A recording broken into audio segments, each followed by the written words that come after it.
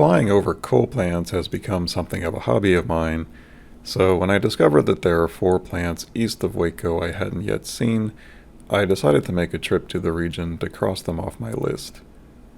Most of the plants are fueled by coal from nearby mines, which are interesting sights in themselves. I'd have been able to get by with one fuel stop on this flight if it was located near the halfway point of my route, but no airports near that point had fuel. Thus, I planned to stop at Marlin to refuel from my rear seat jug, and then stop again at Hearn to fill up on avgas for the trip home.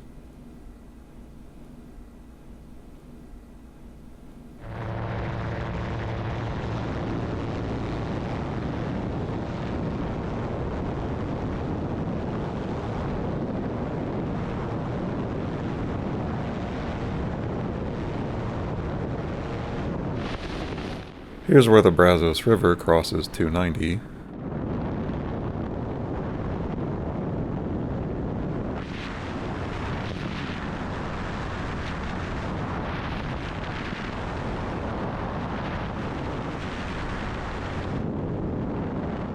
First up was the Oak Grove Power Plant, an 1800 megawatt plant fueled by lignite from a nearby mine and cooled by the Twin Oaks Reservoir.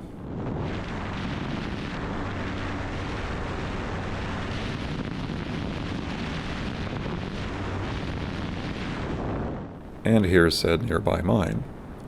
The dragline excavator here is absolutely massive. These machines are too heavy for treads, moving instead by walking using feet.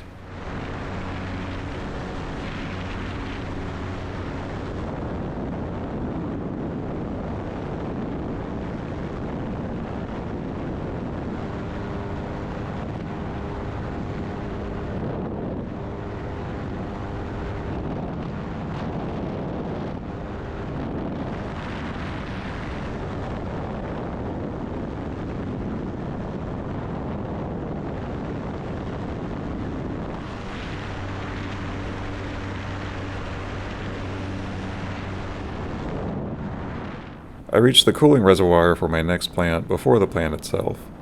This is Lake Limestone and its dam, the Sterling C. Robertson Dam.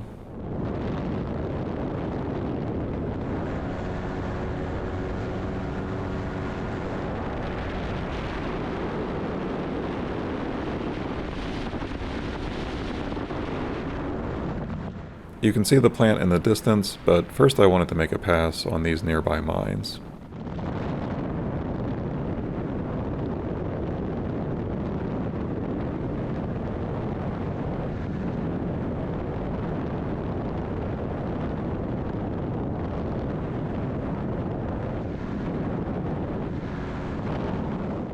This is the 1850 megawatt limestone generating station.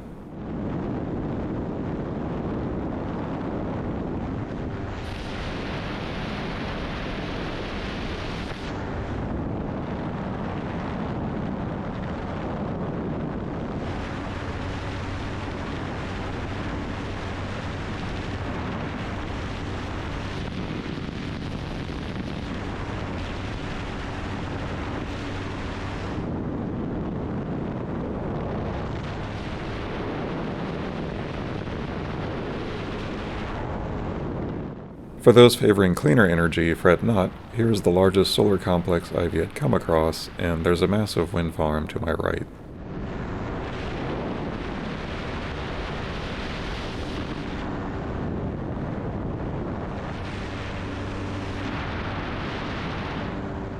The third plant on my route was the Sandy Creek Energy Station just outside of Waco.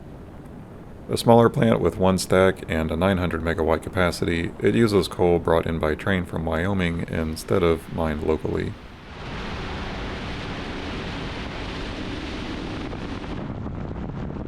Not far from Sandy Creek was my planned stop at Marlin.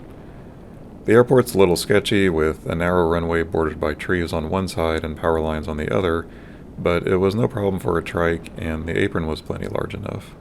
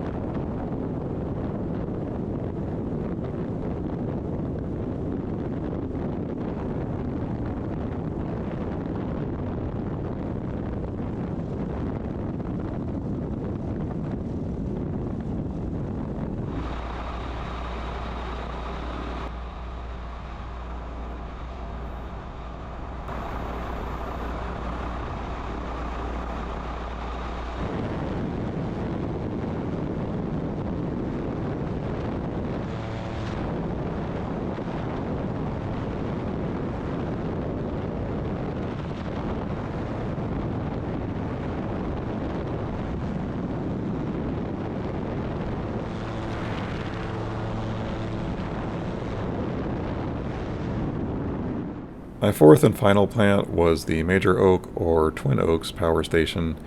At 350 megawatts, it's the smallest on my route. I hit one more mine before leaving the area.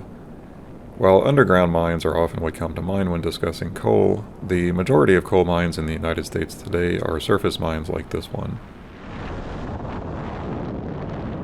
I next stopped at Hearn to top off on avgas. My camera unfortunately quit before I entered the pattern, so I didn't record my landing. As it happened, paragliders were car towing with a payout winch here this day.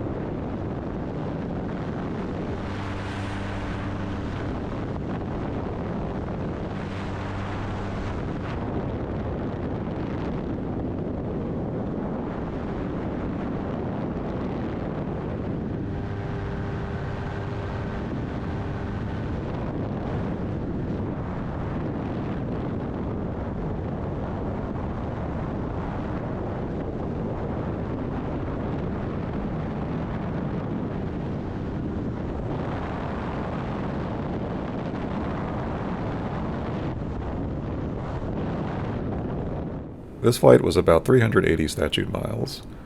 I took off around 1 o'clock p.m. and landed a little after 8 p.m. with about 6.3 hours of flying. It was a beautiful day to fly, and with light wind, high visibility, and low rain chances, I really couldn't have asked for better conditions.